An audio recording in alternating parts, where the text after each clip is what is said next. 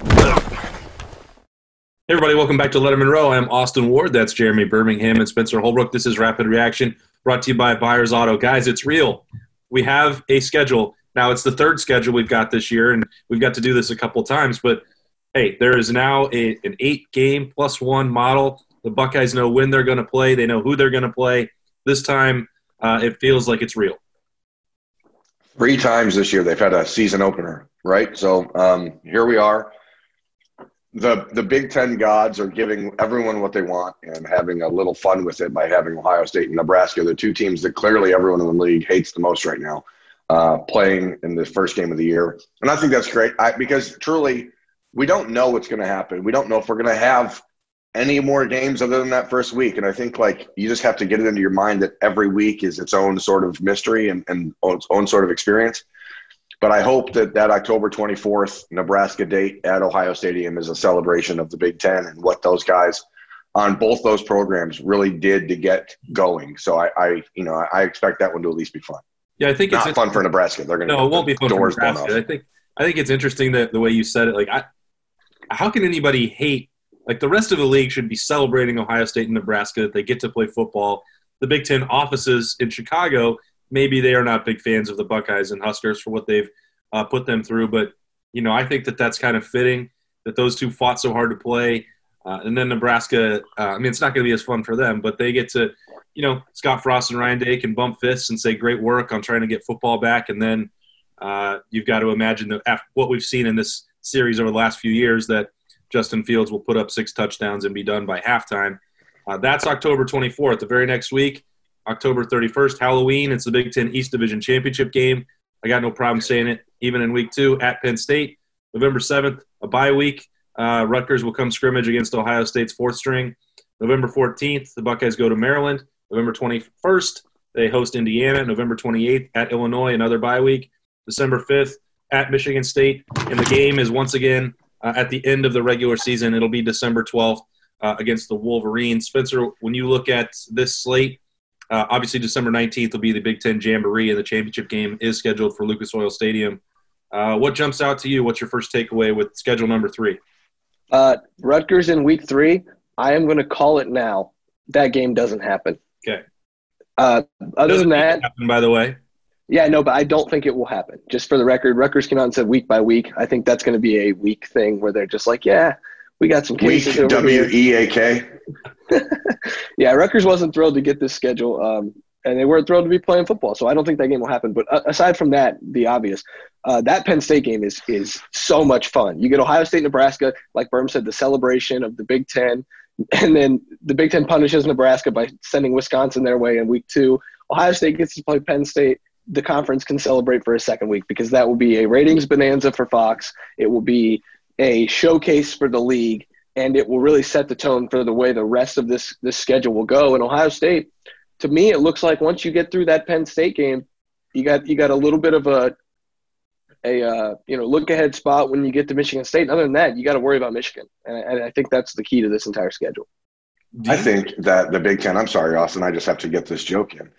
If Ohio State is able to win at Happy Valley on Halloween and then comes home and parties and everyone gets COVID, then they have 3 weeks off against Rutgers, Maryland, and Indiana anyway. So, that's the time for the team to take a break. Don't get COVID. Wow. All right. Those are the jokes that we're making this morning. Stay in the bubble, everyone. Stay in your bubble. Well, it's not even really just those 3 weeks. And I hate to do this at this point when we just got the schedule, but everyone is going to look at this when the SEC is playing more games, the ACC is playing more games, the Big 12. Ohio State is really going to have to ace the eye test because this schedule is not difficult. Penn State is an extremely hard game. Those are 2 of the best 6 teams in the country, in my estimation. Maybe that'll be different without Micah Parsons. We'll see what happens there. I don't believe in any world that Jim Harbaugh can come into the horseshoe and beat this version of the Buckeyes this year. So if those are the 2 biggest games, plus potentially Wisconsin or Minnesota in Indianapolis on December 19th, those are really, 2.5 opportunities to have significant. Maybe we'll give full credit to the Wolverines. Just 3 games to show the true upside for the Buckeyes against teams that they shouldn't beat. And I wonder if that'll be enough. I think it should be based on the eye test, but they're not going to have the number of games. If Rutgers is removed, then we're talking about 8 total. The arguments about this are going to be fascinating and irritating. Yeah, but you can only play who you can play. Everyone knows that this season is going to be an anomaly. It's going to have a lot of weird things happening in every league. I mean, it's Saturday morning, and there's games getting canceled for today, last night. I mean, you just don't know what's going to happen. But what you said is correct. If Ohio State passes the eye test, goes out there and looks the part every single week, I don't think the College Football Playoff Committee is going to be, they only played 7 games. Like, if they're the best team in the country, you're going to see it every single week. You think back to Alabama the last couple of years when they didn't win their conference and they still make the playoff. And it's because of that reason. So they're willing to use the eye test to make these sort of decisions. And for Ohio State, it's about staying healthy, and it's about putting your best players on the field every week and playing them for 4 quarters and blowing the doors off people. But here's the biggest argument that I have. Like, if Ohio State goes to 9-0 or 8-0 and beats teams by 35, and there's still arguments that, they didn't play enough games to get in, have fun with the playoff. Like, just go ahead and do it. If you honestly don't think Ohio State deserves to be in at that point, then, whatever. I don't know what to tell you, because if they run through this schedule, they beat Penn State on the road. I know it's a way different on the road scenario. They beat Penn State on the road. They beat Michigan. Maybe Indiana has this kind of season that they are expecting to have, and you get a weird road game against ranked game against Indiana. If you win all your games on your schedule and they still choose not to put you in, it's like, okay, ESPN, have fun with your ratings, because they're not as good as they were when Ohio State was going to be in there. So Louisiana is ranked right now, right? Louisiana is number 18 in the country. So if Indiana goes out and wins their first 2 games, they'll probably be like number 5, because they're like, what are we going to do? So, I mean, none of this stuff is going to be like normal.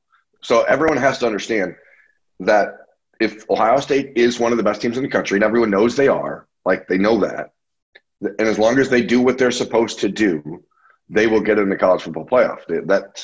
Their arguments out there will be annoying and dumb, but they won't be out of the playoff if they win out. Do what you need to do and then get – they're playing because they want to get in the playoff. The end. Yeah. And I think the example that you used, Berm, with Alabama is not even really the one that applies here. This would be the Clemson exception, where they get in after playing no ranked teams for the entirety of a season, and everybody knows that they deserve to be there. I'm not saying that Clemson shouldn't have been, but the schedule that they've played in the ACC has rarely helped them earn their way in.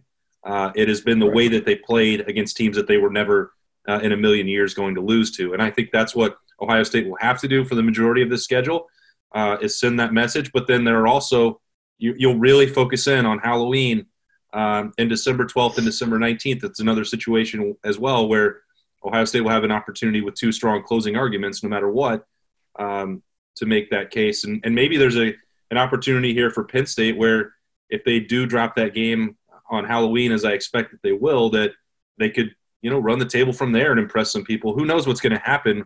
But maybe that actually – I know there was some initial reaction that, whoa, that's probably the biggest game the Big Ten has. Why is it in week 2? Well, maybe you want it there so that at least Penn State could, start some momentum of its own after it loses in an empty Beaver Stadium on Halloween night.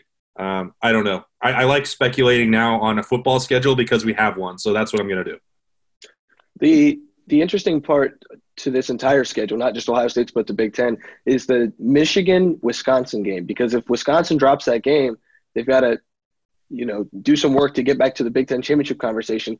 If Wisconsin drops that game, if you're Ohio State, you want them to win out because you want that good win at the end of the schedule. If Michigan loses, though, Michigan could kind of go off the rails here because Michigan's had some guys opt out. They're, the motivation, you don't know where it's at. So, like, do you want Michigan to win that game and go into Ohio State with, a good resume and you want a good ranked matchup, or do you want Wisconsin to win that game, Wisconsin to, win out, and then you have an Ohio State-Wisconsin matchup that's basically for the playoff? It's interesting to me. I think that game means a lot to Ohio State, but it's kind of a secondary meaning a lot to Ohio State. Yeah, well, there's not a lot else that really matters to Ohio State directly in the month of November. It's going to be a strange one in the Big Ten. All of this is weird, of course. I just feel for you, Austin. I feel for you because we're talking likely that these credential situations are going to be very tricky. Don't and say you have to go to Penn State, Maryland, Michigan State, and Champaign, Illinois. Those are 4 venues that I would not wish anyone having to travel to by themselves. But good luck to you. I hope you are okay because you couldn't find 4 worse road venues to go to by yourself. Enjoy the travel. Why did we have to talk East Lansing on December 5th? Enjoy the travel. Why did we have to talk about this in public? I was trying to have a good morning, and I don't know. We don't know. I'm having a great morning because I get to think about you having to do that by yourself since I'm going to be sitting on the couch. I'm not going to look forward to. Hey, I've always said this. I love my job, and I love the opportunity that I get to go cover these games anywhere. I don't love going to State College, but I especially wouldn't love going by myself and not having road beers with you guys. Hopefully they figure something out. It's going to be dramatically scaled back in terms of access, but we're going to figure out a lot of creative ways to get this covered, and hopefully they'll let me take at least Berm with me, and then if we can stuff Spencer in the trunk, we'll do that too. But that's a conversation for another day. At least we can start making some arrangements to plan a 2020 season. Schedule number 3 is out. We broke it down here on Rapid Reaction, brought to you by Byers Auto. That's Berm and Spencer Holbrook. I'm Austin Ward. Stay with us at Lettermen Row for full coverage of the Buckeyes.